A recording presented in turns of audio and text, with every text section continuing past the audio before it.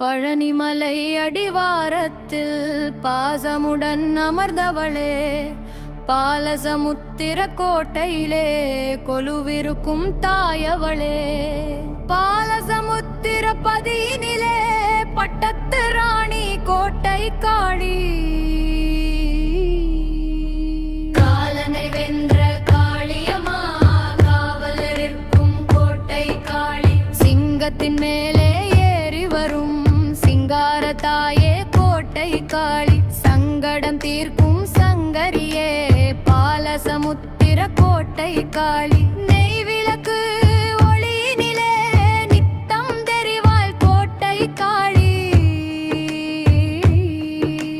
மெய்யன்பு கொண்டவருக்கு மெய்காவல் பாலசமுத்திர கோட்டை காளி.